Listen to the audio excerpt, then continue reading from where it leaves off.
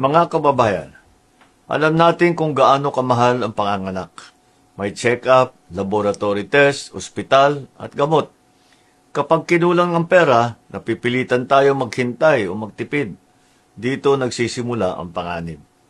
Maraming ina ang nanganganak na walang doktor. Hindi dahil ayaw nila ng tamang pang-alaga, kung hindi dahil hindi nila kaya ang panggastos. Ito ang nais natin baguhin. Simula ng April 30, mas pinalawak at mas mataas na ang maternity benefit ng PhilHealth.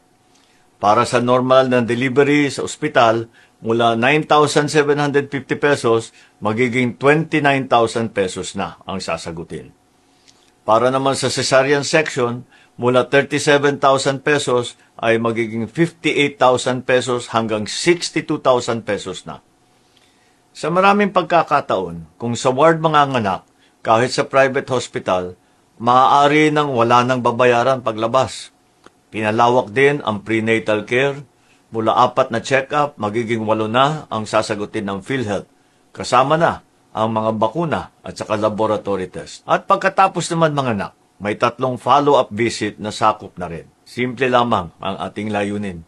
Nais natin matiyak na ang bawat ina ay makakapagpanganak ng ligtas at hindi nag-aalala kung saan kukuha ng pambayad. Nais natin na walang buhay ang malalagay sa panganib dahil lamang sa kakulangan ng pera. Maraming salamat po.